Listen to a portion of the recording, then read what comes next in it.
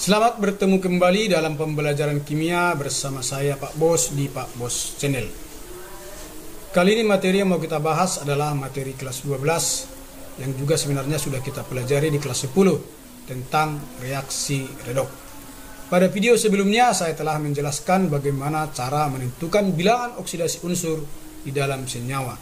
Pada pertemuan ini kita akan menentukan reaksi reduksi dan reaksi oksidasi di dalam reaksi redoks.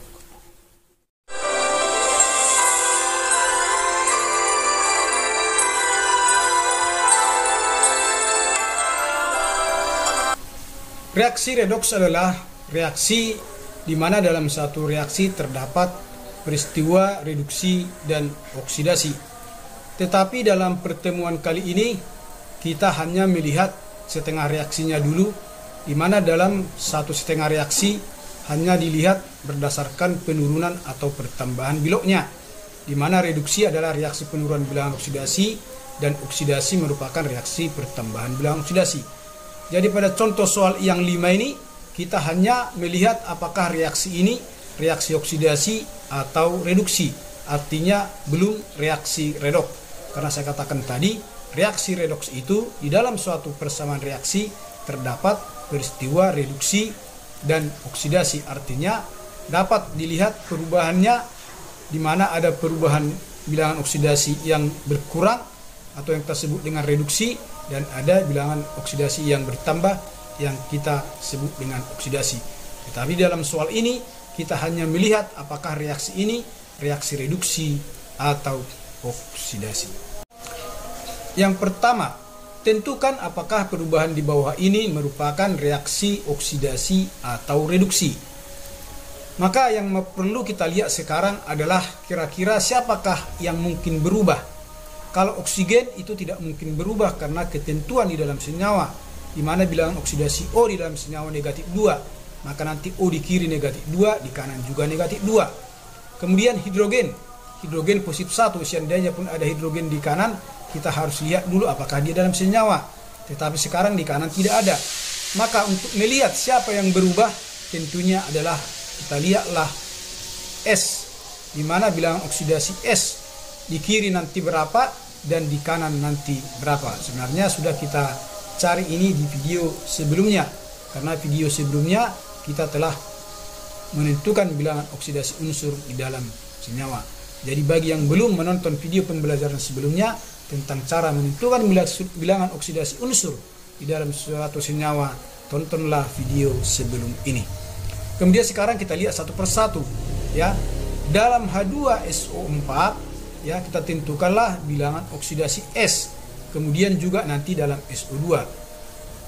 Sebenarnya ada cara cepat bagaimana cara menentukan bilangan oksidasi daripada S ini, di mana syaratnya itu adalah total dari semua bilangan oksidasi yang terdapat di dalam suatu senyawa ini sama dengan 0, di mana sudah ada ketentuannya bilangan oksidasi H positif 1 nanti kita kali 2, dan sudah ketentuan juga bilangan oksidasi O sama dengan negatif 2 nanti kita kali 4, karena jumlah H ada 2 dan jumlah O ada 4. Maka jika bilangan oksidasi H kita kali 2 sama dengan positif 2, sedangkan bilangan oksidasi O kita kali 4 menjadi negatif 8. Artinya bahwa di dalam senyawa ini ada positifnya sebanyak 2 dan negatifnya sebanyak 8. Maka supaya dia menjadi 0 jumlah atau totalnya, tentunya positif kurang 6 lagi, maka bilangan oksidasi S nanti positif 6.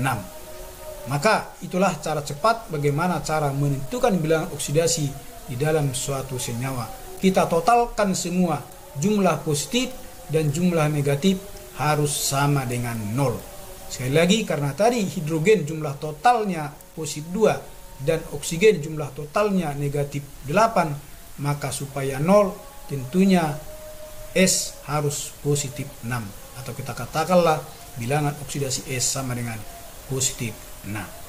Dalam SO2, karena bilangan oksidasi O sebanyak negatif 2 dan jumlahnya ada 2, maka nanti kita kalikan sama dengan negatif 4. Dan total dari bilangan oksidasi S dan 2O ini sama dengan 0, maka tentunya supaya 0 bilangan oksidasi S sama dengan positif 4. Maka kita tuliskanlah bilangan oksidasi baik di dalam H2SO4 dan SO2. Kita buat seperti ini. Kita hubungkan antara S yang di kiri dengan S yang di kanan, di mana bilangan oksidasi S di kiri positif 6 dan S di kanan positif 4. Tentunya dari positif 6 ke positif 4 itu kita sebut dengan berkurang. Kalau bilangan oksidasinya berkurang, berarti reaksi ini adalah reaksi reduksi. Yang kedua, tentukanlah apakah perubahan di bawah ini merupakan reaksi oksidasi atau reduksi. Sama soalnya. Sekarang perubahannya dari MnO2 menjadi MnO4. Tentunya yang mau kita cari adalah bilangan oksidasi Mn. Karena bilangan oksidasi O di dalam senyawa selalu negatif 2. Berarti dari kiri ke kanan tidak berubah. Sedangkan kita akan mencari yang berubah. Maka berapakah bilangan oksidasi Mn di dalam MnO2? Cara cepatnya ingatlah bilangan oksidasi O negatif 2. Karena jumlahnya 2 berarti dikali 2. Negatif 2 dikali 2 sama dengan negatif 4. Berarti di dalam senyawa ini negatifnya ada 4. Maka supaya jumlah muatannya 0, tentunya Mn sama dengan positif 4. Maka nanti kita tulislah positif 4 di bawah Mn yang terdapat di dalam MnO2. Kemudian dalam MnO4 negatif juga ketentuan bahwa bilangan oksidasi O negatif 2, karena O-nya ada 4 berarti negatif 2 dikali 4 sama dengan negatif 8. Nanti total dari bilangan oksidasi Mn dan 4 bilangan oksidasi O sama dengan minus 1. Maka kalau kita mau lihat berapa jumlah muatan-muatannya, yang negatif ada 8 dan yang positif harus berapa supaya nanti muatannya menjadi minus 1. Jadi totalnya ini nanti minus 1, maka berapa tambah minus 8 supaya minus 1, itu maksudnya. Tentunya sama dengan positif 7. Positif 7 tambah minus 8 sama dengan minus 1. Maka bilangan oksidasi Mn di dalam MnO4 negatif sama dengan positif 7. Kita tulislah bilangan oksidasi Mn di kiri positif 4, di kanan positif 7. Tentunya dari positif 4 ke positif 7 bilangan oksidasi Mn-nya bertambah. Maka reaksi ini kita sebut reaksi oksidasi. Baiklah, dengan contoh soal tadi saya rasa sudah mudahlah menentukan apakah reaksi NO2 negatif yang berubah menjadi NH4 positif ini reaksi reduksi atau oksidasi. Maka tentunya kita cari bilangan oksidasi N di dalam NO2 dan juga di dalam NH4 positif. Di dalam NO2 negatif, bilangan oksidasi O negatif 2, kemudian dikalikan dengan 2 karena jumlahnya 2, negatif 4. Berapa tambah negatif 4 supaya negatif 1? Tentunya sama dengan positif 3. Jadi bilangan oksidasi N atau nitrogen di dalam NO2 negatif sama dengan positif 3. Kemudian kita cari bilangan oksidasi N di dalam NH4 positif. Karena bilangan oksidasi H sudah ketentuan positif 1, maka jumlahnya ada 4, kita kali 4 menjadi positif 4. Sekarang berapakah bilangan oksidasi daripada N? Caranya totalkanlah semua bilangan oksidasinya samakan dengan positif 1. Atau berapa tambah positif 4 lah supaya positif 1. Tentunya bilangan oksidasi N sama dengan negatif 3. Maka bilangan oksidasi N di kiri positif 3 dan di kanan negatif 3. Kita tulislah di bawah masing-masing unsurnya di dalam senyawa masing-masing. Di mana di N di kiri positif 3, N yang di kanan negatif 3. Dari positif ke negatif tentunya berkurang. Maka reaksi ini kita sebut reaksi reduksi. Kemudian yang keempat, dalam reaksi BrO2 negatif berubah menjadi Br negatif, maka apakah reaksi ini merupakan reaksi oksidasi atau reduksi?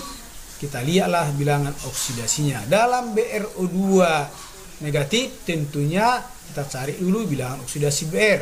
O negatif 2 dikali 2 berarti negatif 4. Berapa tambah negatif 4 supaya negatif 1? Karena totalnya nanti akan negatif 1. Tentunya sama dengan positif 3.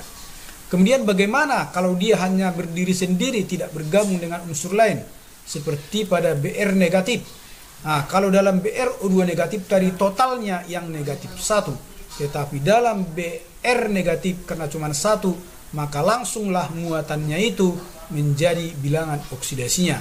Karena muatannya negatif berat dan jumlahnya 1, maka bilangan oksidasi Br sama dengan negatif 1. Jadi seandainya nanti di sini 2 negatif berarti negatif 2. Kalau positif dan di sini dibuat positif. Maka kita buatlah sekarang perubahannya. Di kiri bilangan oksidasi Br positif 3 dan di kanan bilangan oksidasi Br negatif 1. Tentunya berkurang.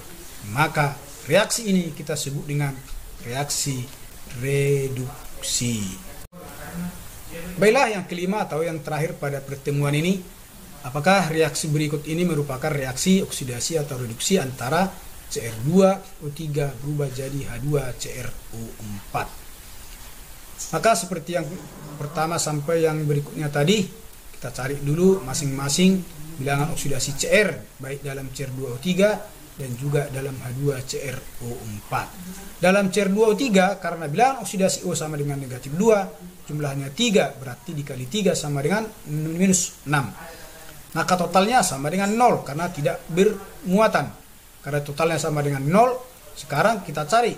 Kalau 2Cr tentunya sudah pasti positif 6. Kalau 2Cr ya, karena total dari 2Cr tambah 3O, sedangkan 3O tadi negatif 6, maka 2Cr positif 6, maka positif 6 ini nanti akan kita bagi 2. Ya, karena yang kita carikan per unsur. Jadi 2Cr positif 6 untuk 1Cr dibagi 2 positif 3. Maka bilangan oksidasi Cr dalam Cr2O3 sama dengan positif 3. Kemudian dalam H2CrO4. H2CrO4 menjadi ketentuan H dan O. H positif 1 dan O negatif 2. Yang H kita kali 2 karena jumlahnya 2 positif 2. Kemudian yang O kita kali 4 karena jumlah O ada 4 berarti negatif 8. Maka totalnya juga harus 0 karena netral. Maka negatifnya positifnya 2 dan negatifnya ada 8. Maka supaya sama jumlah positif negatif, supaya totalnya sama dengan 0, berarti Cr tentunya sama dengan positif 6. Maka kita buatlah perubahan bilangan oksidasi Cr di kiri positif 3, di kanan positif 6, tentunya bilangan oksidasi Cr bertambah. Jika bertambah kita sebutlah itu reaksi oksidasi. Saya yakin sangat mudah untuk menentukan apakah reaksi itu reaksi reduksi atau oksidasi jika sudah paham cara menentukan harga bilangan oksidasi. Baiklah, demikianlah cara menentukan reaksi reduksi atau reaksi oksidasi pada pertemuan ini. Nanti pertemuan berikutnya adalah penyetaraan reaksi redoks. Maka ikuti terus pembelajaran saya di Pak Bos Channel supaya jangan ketinggalan materi-materi selanjutnya. Baiklah, sampai sekian pertemuan kita kali ini. Kita bertemu kembali di video selanjutnya. Sampai sekian, sampai jumpa. Salam sehat.